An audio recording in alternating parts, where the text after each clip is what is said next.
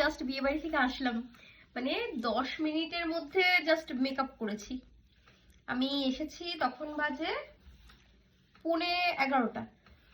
হ্যাঁ, তো তোমাদের সাথে যেটা শেয়ার করব বলে ভিডিও বানাচ্ছি। আজকে আমি আজকে আমার 4টে পার্টি মেকআপ ছিল।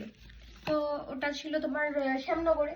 তো শ্যামনগর থেকে যখন ফিরছি তখন তো পুরো একদম নাজেহাল অবস্থা। আর জানোই আমি এমনি বাইরে গেলে পরে চুল পরি না, ঠিক আছে? তো আমাকে একটা মহিলা দেখে বলছে যে তো, মানে হিন্দিতে বলছে বলছে টুপি নেই মিলতা হ্যাঁ। দিয়ে আমি বললাম যে কেন, আমি আমি টুপি পরতে যাবো কেন? আমি আমি বাংলায় বলছি, ইচ্ছে করে বদমাইশি করেই বলছি যে কেন আমি টুপি পরতে যাবো কেন? আমার ইচ্ছে হলে আমি পরবো, আর ইচ্ছে না হলে আমি পরবো না।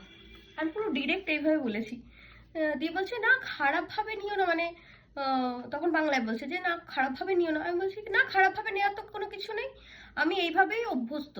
আর আমি চাই যে যাদের মানে প্রবলেম তারা আমার থেকে দূরে থাকুক। হুম, তো এরকম অনেকে আর কি যাদের মন্তব্য যে আমি চুল পরি না কেন। আরে ভাই, আমি চুল কেন পরবো? আমার যদি শরীরে প্রবলেম হয় আমি সবসময় চুল কেন পরবো? হ্যাঁ, এখন একটা বিয়ে বাড়িতে গিয়েছিলাম, আমি পরেছি, কিন্তু আমি রেগুলার কেন পরবো? এই যে তোমরা তোমরা দেখো, এই তো আমি পরেছিলাম, দেখো দাগ হয়েছে তো।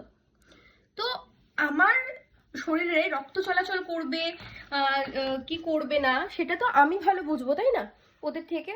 তো আমি ওই জন্য চুল পরি না। আর তাছাড়া এর থেকেও বেশি, মানে সব থেকে বড় কথা, আমাকে দেখে না অনেক মেয়ে বাঁচতে শিখেছে, যাদের হয়তো এরকম চুলের অনেক রকম সমস্যা রয়েছে, বা তাদের হয়তো চুল কম রয়েছে, তারা বাইরে বেরোতে লজ্জা পায়। তো আমি তাদের কাছে উদাহরণ হয়ে মানে এটা বোঝাতে চাই যে হ্যাঁ, এইভাবেও বাঁচা যায়, এইভাবেও চলা যায়। তো যারা আমাকে দেখে মানে কথা বলো বা যাদের মনে হয়, আমি জানি এখন আমার প্রোফাইলে, মানে ফেসবুক প্রোফাইল বলো বা ইউটিউবে বলো, যারা আছে মোটামুটি জেনে গেছে যে আমি মানে চুল ছাড়াই বেশিরভাগ সময় থাকি, বা আমার কি সমস্যা কি রোগ, অ্যালোপেশিয়া, সেটা সবাই জানে। এবারে বাইরের যারা যারা আছে তারা তো আর জানে না আমার সম্পর্কে।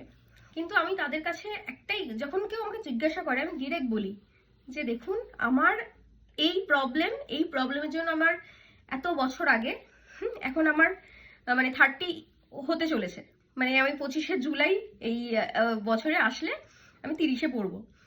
আমার যখন 25টা বছর চলে গেল চুল ছাড়া, তখন আমার কোনো সমস্যা হলো না। তো আজকে আমি ওদের কথা শুনে কেন পড়ে থাকবো চুলটা? আমি নিজেকে ভালোবাসতে পারি।